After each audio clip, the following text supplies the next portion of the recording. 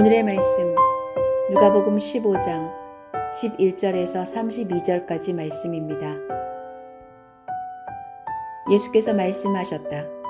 어떤 사람이 아들이 둘이 있는데 작은 아들이 아버지에게 말하기를 아버지 재산 가운데서 내게 돌아올 목을 내게 주십시오 하였다. 그래서 아버지는 살림을 두 아들에게 나누어 주었다. 며칠 뒤에 작은 아들은 제 것을 다 챙겨서 먼 지방으로 가서 거기서 방탕하게 살면서 그 재산을 낭비하였다. 그가 모든 것을 탕진했을 때에 그 지방에 크게 흉년이 들어서 그는 아주 궁핍하게 되었다. 그래서 그는 그 지방의 주민 가운데 한 사람을 찾아가서 몸을 의탁하였다. 그 사람은 그를 들로 보내서 돼지를 치게 하였다. 그는 돼지가 먹는 쥐염 열매라도 좀 먹고 배를 채우고 싶은 심정이었으나 그에게 먹을 것을 주는 사람이 없었다. 그제서야 그는 제정신이 들어서 이렇게 말하였다. 내 아버지의 그 많은 품꾼들에게는 먹을 것이 남아도는데 나는 여기서 굶어 죽는구나. 내가 일어나 아버지에게 돌아가서 이렇게 말씀드려야겠다. 아버지, 내가 하늘과 아버지 앞에 죄를 지었습니다. 나는 더 이상 아버지의 아들이라고 불릴 자격이 없으니 나를 품꾼의 하나로 삼아 주십시오. 그는 일어나서 아버지에게로 갔다. 그가 아직도 먼 거리에 있는데 그의 아버지가 그를 보고 측은히 여겨서 달려가 그의 목을 껴안고 입을 맞추었다. 아들이 아버지에게 말하였다. 아버지, 내가 하늘과 아버지 앞에 죄를 지었습니다. 이제부터 나는 아버지의 아들이라고 불릴 자격이 없습니다.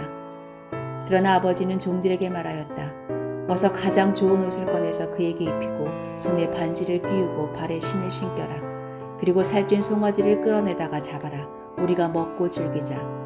나의 이 아들은 죽었다가 살아났고 내가 잃었다가 되찾았다. 그래서 그들은 잔치를 벌였다. 그런데 큰아들이 밭에 있다가 돌아오는데 집에 가까이 이르렀을 때 음악 소리와 춤추면서 노는 소리를 듣고 종 하나를 불러서 무슨 일인지를 물어보았다. 종이 그에게 말하였다. 아우님이 집에 돌아왔습니다. 건강한 몸으로 돌아오신 것을 반겨서 주인 어른께서 살찐 송아지를 잡으셨습니다. 큰아들은 화가 나서 집으로 들어가려고 하지 않았다. 아버지가 나와서 그를 달랬다. 그러나 그는 아버지에게 대답하였다. 나는 이렇게 여러 해를 두고 아버지를 섬기고 있고 아버지의 명령을 한 번도 어긴 일이 없는데 나에게는 친구들과 함께 즐기라고 염소새끼 한 마리도 주신 일이 없습니다. 그런데 창녀들과 어울려서 아버지의 재산을 다 삼켜버린 이 아들이 오니까 그를 위하여서는 살찐 송아지를 잡으셨습니다. 아버지가 그에게 말하였다. 얘야, 너는 늘 나와 함께 있으니 내가 가진 모든 것은 다 내 것이다. 그런데 너의 이 아우는 죽었다가 살아났고 내가 잃었다가 되찾았으니 즐기며 기뻐하는 것이 마땅하다.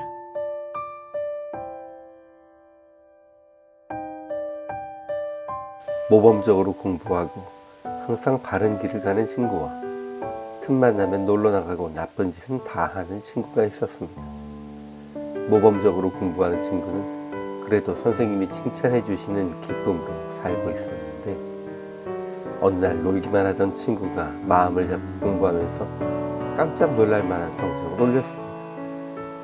선생님은 이 일을 친구들 앞에서 말씀하시며 칭찬을 하셨는데 항상 모범적으로 공부만 하던 친구는 그 일이 기쁘지도 않고 축하해 줄 수도 없었습니다. 오히려 그렇게 나쁜 짓만 하던 친구에게는 이런 칭찬보다는 퇴학이 더 어울린다며 속으로 생각하며 분을 냅니다. 이 모든 것은 그 학생이 스스로 기뻐서 모범적으로 살았던 것이 아니라 칭찬을 받기 위해 억지로 모범적인 행동을 하며 지냈기 때문입니다. 오늘 예수님은 아버지의 마음을 이해하지 못하는 두 아들과 그들을 사랑하는 한 아버지에 대해 이야기하십니다. 비유 가운데 둘째 아들은 돌아가시지도 않은 아버지의 유산을 상속받아 먼 나라에 가서 탕진하고는 부끄러움을 무릅쓰고 품꾼이라도 되겠다는 각오로 돌아옵니다.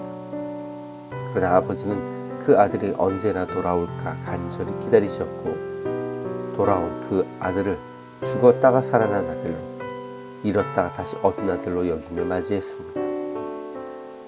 그런데 큰아들은 자기가 아버지의 곁을 지켰는데 아버지가 동생만 환대한다며 분을 냅니다.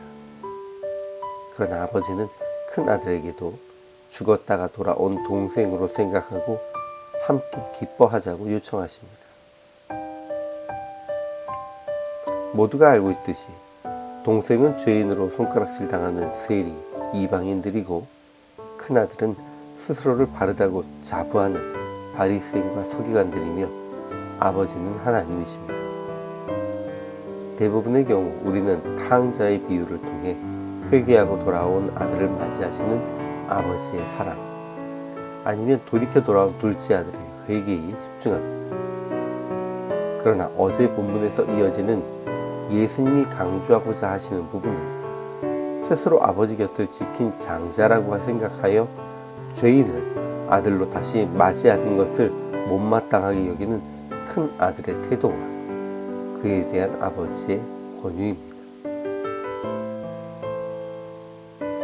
예수님 당시에는 바리새인, 서기관과 같은 이들이, 그리고 지금은 스스로를 경건한 신앙인이라고 생각하는 이들이 회개하였다고 또 돌아왔다고 하여도 여전히 죄인으로 보여지는 이들을 차별하고 교회 안에서 함부로 행동하는 것이 탐탁지 않게 여겨지는데, 그런 마음을 버리고 그들이 회개하고 돌아온 것만으로 함께 기뻐하자고 요청하는 것이 바로 아버지이십니다.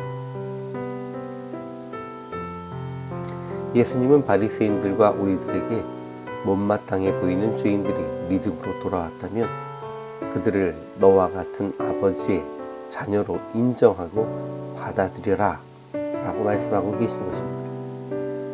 그런데 많은 경우에 우리는 탕자였던 우리를 받아들여 주신 주님께는 감사하면서도 또 다른 탕자가 돌이켜 나와 같은 구원을 받으면 못마땅해 합니다.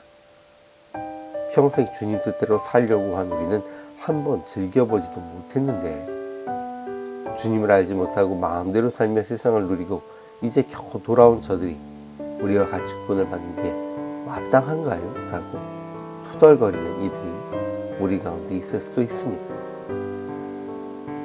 혹시라도 이런 마음이 든다면 우리는 사실 억지로 아버지 곁을 지켰던 큰아들과 같은 삶을 살았던 것입니다. 그러니 세상의 헛된 즐거움에 대한 막연한 기대를 내려놓고 그저 주님을 떠났다 돌아온 형제들을 아버지와 함께 기쁘게 맞이하고 아름다운 믿음의 공동체를 이루어 조화를 이루어 나가는 우리가 될 수 있기를 소망합니다.